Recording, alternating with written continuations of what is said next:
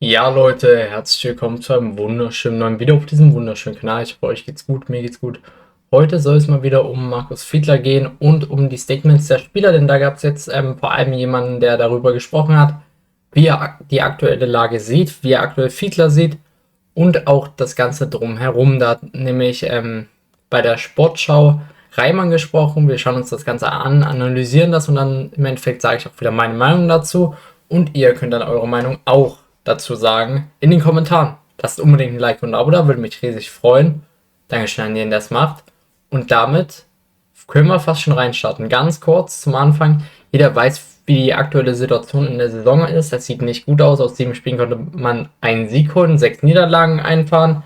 Und natürlich gerät dann der Trainer in Gespräche. Auch das ist klar. Und damit, mit diesem kleinen Vordergrundwissen, starten wir da natürlich rein. In das Video, wo Reimann einiges sagt, ich werde wahrscheinlich zwischendurch stoppen. Jeder, der das vielleicht selbst schauen will, einfach nur Reimann Statement eingeben oder sowas. Das ist, glaube ich, schon, oder Karlsruhe, das reicht schon. Dementsprechend, ja, wir machen mal 180p. Ich hoffe, das klappt auch so. Dominik Reimann, wie kann man nach so einem guten Spiel, würde fast sagen, es war das beste Saisonspiel von Magdeburg, nur das Verlieren, geht es eigentlich noch bitterer? Und ich glaube, da kann man schon ganz kurz ein kleines Fazit machen. Ich glaube, der Moderator sagt es da ganz richtig, beziehungsweise der Fragensteller. Ja, das war das beste Saisonspiel. Es war leistungstechnisch richtig gut. Es wurde geackert, es wurde gearbeitet, es wurde hart gekämpft. Im Endeffekt nimmt man keinen Punkt mit und man hätte Minimum einen Punkt definitiv verdient gehabt. Und das schmerzt. Es passt auch zur Situation. Auch das wird Reimann dementsprechend ansprechen. Es ist hart, aber du musst halt damit leben und dann muss man auch weiter Fußball spielen. Man muss weiter kämpfen. Und ja, so wird es sehr wahrscheinlich auch Reimann dann sagen. Situation, glaube ich. Wir hatten sehr viele, sehr gute Möglichkeiten und machen irgendwie nicht das 1-0 und kriegen dann durch eine Standard das 0:1 und fahren am Ende wieder mit 0 Punkten nach Hause. Gibt es irgendwie... Ich glaube auch vor allem die Defensivarbeit war eigentlich in dem Spiel ganz gut. Bloß halt, dann bist du einmal wieder unaufmerksam.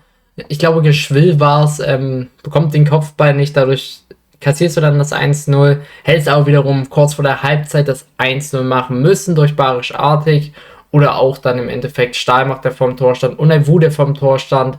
Es gab genug Chancen, Großchancen, die man hätte nutzen können. Auf jeden Fall. Eine Erklärung für sowas. Ist es, weil ihr da unten drin rumhängt und nicht da rauskommt?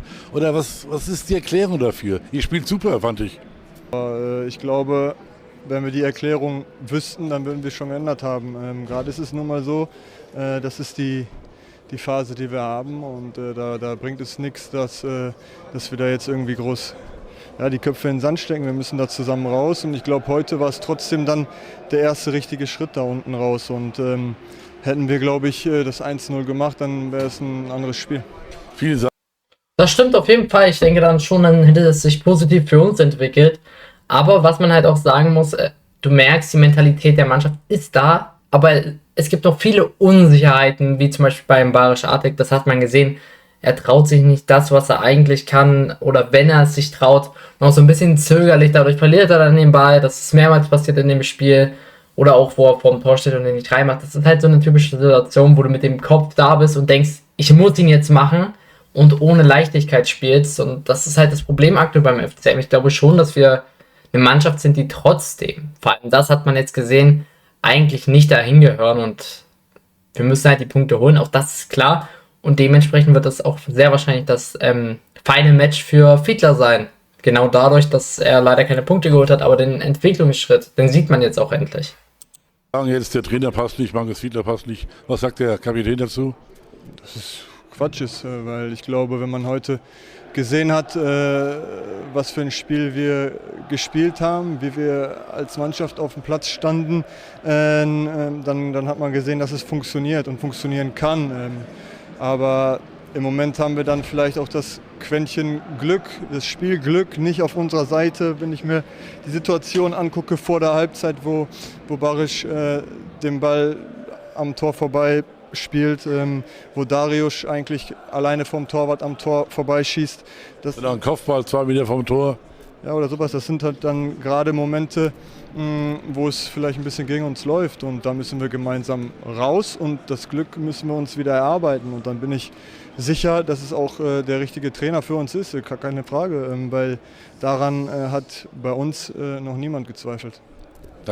Und ich glaube schon, dass das ein Statement ist und es wirkt schon sehr, sehr ernst. Also ich habe so das Gefühl, das ist definitiv keine Lüge, das ist nicht etwas, wo hinterher sich verstecken muss. Ja, okay, wenn ich jetzt irgendwas sage, dann sagt euch mal Schock, ja, das darfst du nicht so sagen.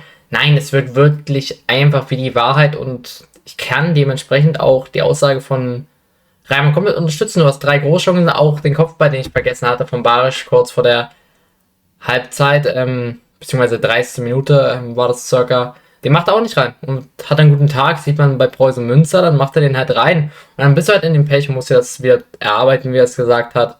Aber ich bin mir sehr sicher, wir werden auch mit Fiedler Punkte holen. Aber das Problem ist, es wird sehr wahrscheinlich leider das Endspiel in Elversberg geben, wenn man nicht gewinnt, wird er leider fliegen. Und trotz des Entwicklungsschritts dann leider den FCM verlassen müssen, wenn wir eine Niederlage kassieren sollten. Positiv an der ganzen Sache ist, aktuell, wenn man gewinnt, ist man direkt raus aus dem Keller. Das ist sehr gut, falls natürlich die Konkurrenten wieder verlieren. Also der FCM hat die Chance, sich kurz vor der Länderspielpause das Glück zu erarbeiten. Das ist jetzt sehr wichtig, auch um nochmal den Trainer zu unterstützen. Ich denke, das ist uns allen bewusst und damit hat Reimann absolut recht und ich bin der Meinung, jetzt ein kleines Fazit setzen zu können. Am Trainer zweifelt bei uns keiner. Und wenn das so ist, dann bin ich der Meinung, muss der Trainer auch dementsprechend nicht rausgeschmissen werden. Denn auch das gehört dazu, dass die Mannschaft es sicherlich besser weiß als irgendwelche Fans. Und da schließe ich mich absolut mit ein. Wenn die Mannschaft sagt, jo, er ist scheiße, dann, und ich sage, der ist top, dann passt das auch irgendwie nicht und dann habe ich Unrecht. Aber ich bin der Meinung, dass Fiedler menschlich passt. Ich glaube, dass er auch trainertechnisch passt und dass er definitiv nicht so schlecht für eine zweite Liga ist. Denn das hat man jetzt auch gesehen. Taktisch hat er die Jungs super eingestellt. Aber manchmal fehlt das Glück.